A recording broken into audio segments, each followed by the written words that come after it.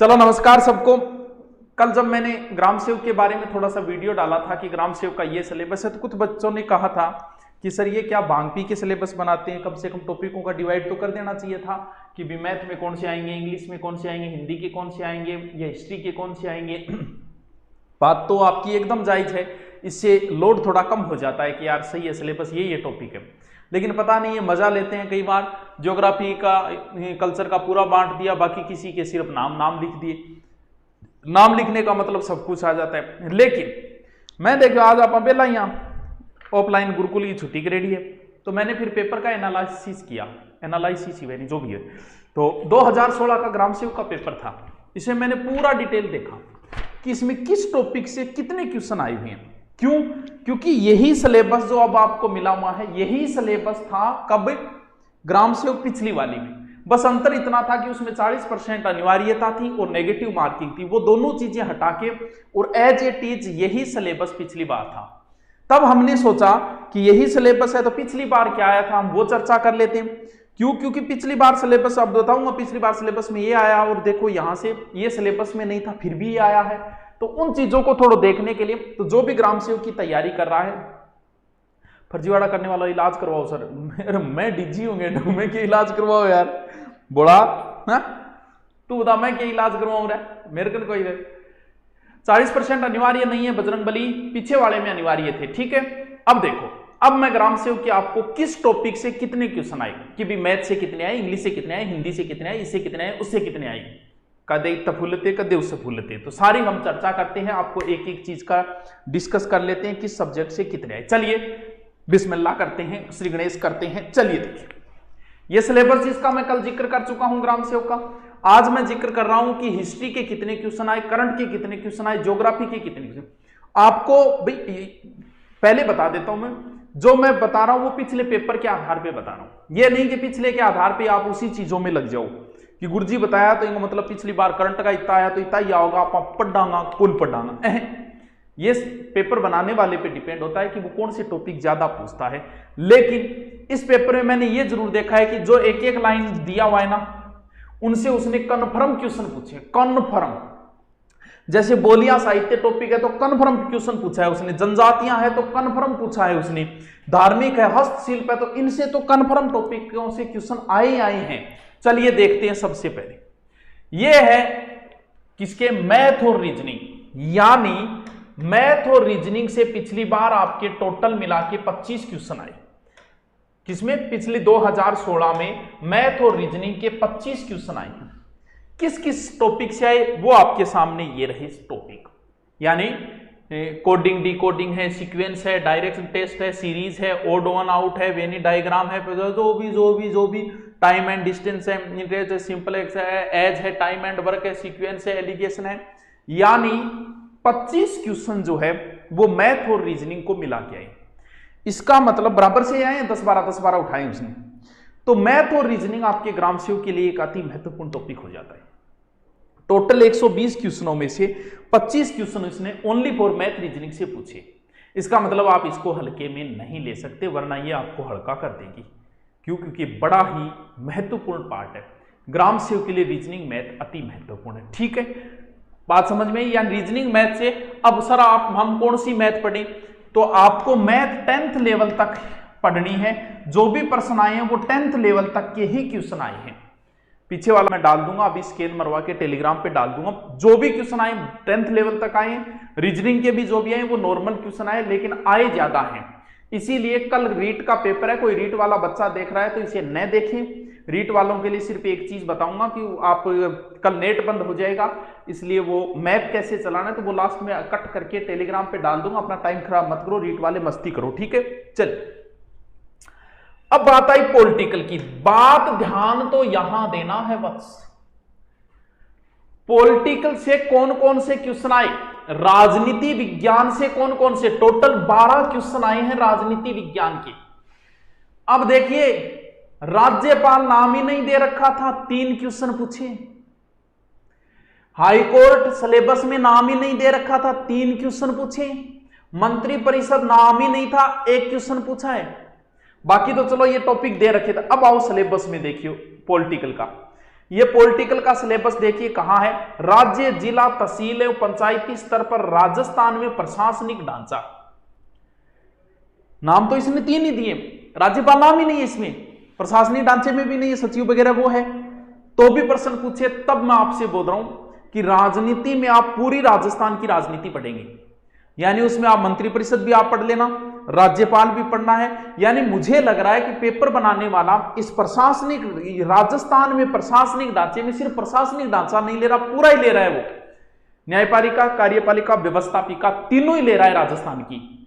यानी आपको राजस्थान की विधान आपने सभा है वो भी पढ़नी है, आपको राज्यपाल पढ़ना है, मुख्यमंत्री पढ़ना है, और ये जो टॉपिक दे रखे हैं वो भी, क्योंकि नाम तो नहीं है, देख लो पिछले वाले में भी नहीं था, इस वाले में भी नहीं था, फिर भी पूछा है। इसका मतलब आपको राजनीति विज्ञान पूरी पढ़नी है राजस्थान की। इंडिया वाले का कोई क्वेश्चन नहीं आया सिर्फ राज्यपाल इनसे है तो आया राजस्थान से संदर्भ है, तो फिर देख लो सिलेबस में ना होके भी ये टॉपिक पूछे हैं, तो ध्यान रहे इन टॉपिकों को आपको देखने, क्योंकि राज्यपाल के 3 क्वेश्चन पूछे उसने, वही शर्तें वगैरह इस तरीके से करके, हाईकोर्ट का 1 क्वेश्चन, मंत्री, बाकी टॉपिक दे रखे हैं आपके। देखिए विधानसभा 2 क्वेश्चन आए विधानसभा के, 2 देख लो, सिलेबस में तो ये इतना ही था, और उसने पूछा है 3, 2, 5, 2, 7 क्वेश्चन। इसका मतलब आपको पूरी राजस्थान की पॉलिटिकल पढ़नी है, और हम भी पूरी पढ़ाएंगे आपके ऑनलाइन कोर्स में, और ऑफलाइन में भी पूरी पढ़ाएंगे, राजस्थान की पूरी पढ़ाएंगे, ठीक है। ओके, चलिए नेक्स्ट।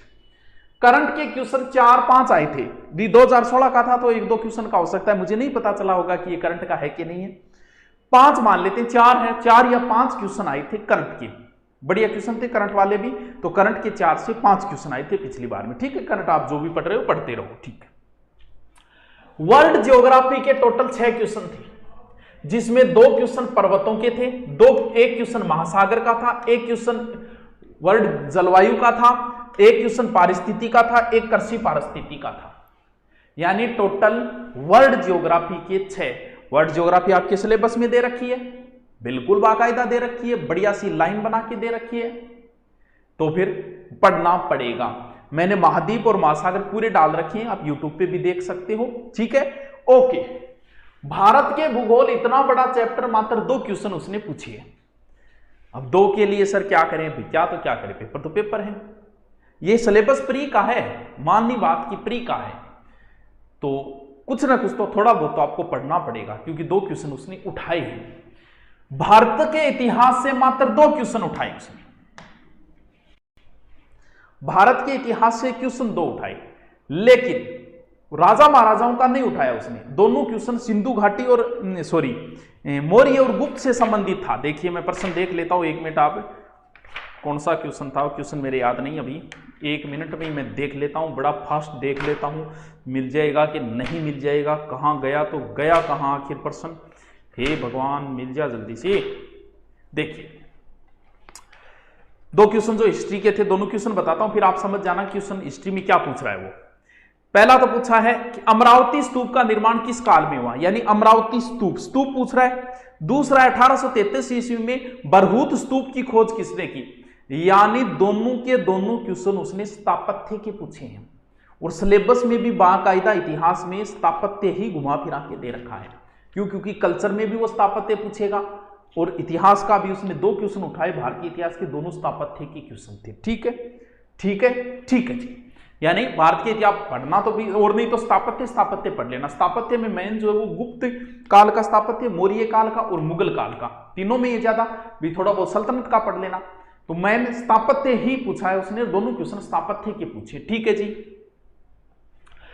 फिर है राजस्थान की कल्चर और इतिहास, टोटल 16 क्वेश्चन उसने राजस्थान की कल्चर और राजस्थान के इतिहास से पूछे, जिसमें उसने 80-90% जो है वो कल्चर के क्वेश्चन ही पूछे, इतिहास के 2-3 क्वेश्चन ही उसने मात्र डाले थे। अब समझो, कल्चर के जो जो टॉपिक दे रखे हैं भाई साहब, उन्हीं टॉपिकों से उसने क्वेश्चन पूछा। ये तो जयपुर के इतिहास से 2 क्वेश्चन थे, हवेली बाकायदा स्थापत्य दे रखा है, 1 क्वेश्चन पूछा, दुर्ग बाकायदा दे रखा है, 1 क्वेश्चन पूछा, बोली स्पेशल अलग से लिख रखा है, बोलियां भाषाएं, 1 क्वेश्चन उसने पूछा है, संत संप्रदाय दे रखे 1 क्वेश्चन पूछा है, नृत्य सिलेबस में अलग से लिख रखा है, पूछा है उसने, लोक देवियों के 2 क्वेश्चन बाकायदा लोक देवियां लिख रखी है उसने, देवता देखो लोक देवी देवताओं 4 क्वेश्चन, हस्तकला के 2 क्वेश्चन, रीति रिवाज के 2 क्वेश्चन और आभूषण का 1 क्वेश्चन। यानी कल्चर बड़ा ही महत्वपूर्ण रोल रखती है। अब इन कल्चर के इन टॉपिकों में बात करें तो हवेलियां मैंने करवा रखी हैं यूट्यूब पे ही, ऑनलाइन ही यूट्यूब पे भी दुर्ग करवा रखे हैं, साहित्य बोलियां करवा रखी है, फुल डिटेल से दोबारा करवा दूंगा, संत संप्रदाय भी यूट्यूब पे करा रखे हैं, नृत्य भी करा रखे हैं, लोग देवी देवता नहीं करवाए मैंने कल्चर की, हस्तकला करवा रखी है, रीति रिवाज करवा रखे हैं, आभूषण 2 बार करवा रखे हैं एक बार ही, यानी 80% कल्चर मैंने यूट्यूब पे करवा रखी है। ठीक है, समझ गए बात को, यानी ज्यादा इसमें कल्चर का अच्छा रोल है। ठीक है सर, राजस्थान भूगोल के टोटल 24 क्वेश्चन, राजस्थान भूगोल के राजस्थान ज्योग्राफी टोटल 24 क्वेश्चन, क्योंकि उसने पहले से ही सिलेबस में आप देख लो कैसे डिवाइड करके राजस्थान भूगोल भूगोल भूगोल ही लिख रखा है। राजस्थान की भूगोल बड़ा ही अहम रोल है इस ग्राम सेवक के अंदर। 24 क्वेश्चन पूछे हैं, भौतिक प्रदेश से 1 क्वेश्चन, जलवायु टॉपिक दे रखा है 1 क्वेश्चन, मिट्टी का 1 क्वेश्चन, वन का 1 क्वेश्चन, मृस्थलीकरण का। अब थाना 1 लागा प्रश्न तो 1 क्या होगा मुना, हर टॉपिक को 1 आओ तो ये नहीं कह सकता भौतिक प्रदेश से 1 आएगा मैं छोड़ दूंगा तो भैया के टॉपिक छोड़ देगो तुम, प्रश्न तो 1 क्या होगा हर टॉपिक हो। अकाल सूखा वगैरह स्पेशल दे रखा है 3 क्वेश्चन, पशुधन का 1 क्वेश्चन, कृषि दे रखा है 1 क्वेश्चन, सिंचाई 1, खनिज 1, उद्योग 1, जनसंख्या के टोटल 4 क्वेश्चन पूछे उसने। कुछ करंट के संदर्भ में पूछ लिए तो वो करंट मैंने ऊपर 4 दिखाया, वहां 6 भी कर सकते हो क्योंकि 2016 का था तो 2011 में जनगणना हुई थी। जनजाति के 4 क्वेश्चन, अब इसे आप कल्चर में भी ले सकते हो, ज्योग्राफी में ले सकते हो, ये आपकी मर्जी है। जनजाति टॉपिक उसने 2 बार लिख रखा है आपके सिलेबस में और 4 क्वेश्चन पूछे हैं, तो जनजाति मैंने करवा रखी है आपकी यूट्यूब के ऊपर ही करवा रखी है, उनके बढ़िया सुने शानदार नोट्स बना लेना। बेरोजगारी 1, योजना का 1 और निर्धनता का 1 क्वेश्चन, यानी जो जो टॉपिक दे रखे हैं बस उनसे प्रत्येक से क्वेश्चन पूछा जा सकता, किसी में डिलाई जो सिलेबस में विस्तृत दे रखा उनमें प्रत्येक से उसने 1 क्वेश्चन उठाया बढ़िया प्रकार से, यानी ज्योग्राफी और कल्चर आपका महत्वपूर्ण रोल रखेगा इसके अंदर। ठीक है, नेक्स्ट चलिए, अंग्रेजी इंग्लिश, ये NGLISH इंग्लिश के उसने पूरे के पूरे 10 क्वेश्चन पूछे। ठीक है, पढ़ना पड़ेगा। हिंदी कंप्यूटर के भी उसने 10 क्वेश्चन और नॉर्मल जो कंप्यूटर दे रखा वही पूछा, MS वर्ड यानी ऑफिस से कोई क्वेश्चन नहीं है, ऑफिस का मतलब वर्ड एक्सेल पावर पॉइंट से कोई क्वेश्चन नहीं है, उसने एकदम सीधे कंप्यूटर के एकदम इजी क्वेश्चन पूछे, कितने 10 और 10 ही क्वेश्चन उसने पूछे हिंदी से। ये टोटल आप जोड़ के लाओगे तो या तो 120 हो सकते हैं या 122 हो सकते हैं, 118 हो सकते हैं, यानी लगभग कितने क्वेश्चन पूछे थे उसने 120। आप जोड़ करोगे तो 121 से 119 भी हो सकते हैं, क्योंकि अमूमन बताया कोई करंट का हो सकता है 2 बार जोड़ दिया होगा या कल्चर हिस्ट्री का, ऐसे इस प्रकार से। ये है आपका ग्राम सेवक का पूरा विवरण। तो सर क्या क्या पढ़े, राजस्थान जी के बढ़िया पढ़ना पड़ेगा, हिस्ट्री कल्चर और ज्योग्राफी शानदार तरीके से पढ़ना पड़ेगा। कंप्यूटर बड़ा ही इजी पूछा है उसने, पढ़ना तो पड़ेगा। अब बात आई कि सर मैन का सिलेबस क्या होगा, मैन का इससे रिलेटेड ही होगा कहीं ना कहीं, हो सकता है मैन में कुछ से India history Rajasthan history special जोड़ दे वो, या फिर इन नंबरों को आगे पीछे कर दे, सिलेबस यही रहेगा लगभग। ये नहीं है कि अब आपके संस्कृत जोड़ेगा, नहीं जोड़ेगा, रहना इन्हीं में से है घुमा फिरा के सिलेबस में। तो इनको अच्छे से तक, क्योंकि राजस्थान जी के तो आपके राजस्थान में नौकरी लगने के लिए अति आवश्यक है ही है, तो आपको इसको तो पढ़ना ही पढ़ना पड़ेगा। तो ये मैंने किया है आपके पूरे ग्राम सेवक का पूरा पोस्टमार्टम किया है कि पिछली बार ये क्वेश्चन है, अब आप इसके हिसाब से आपकी जो जचे वो तैयारी कर लेना।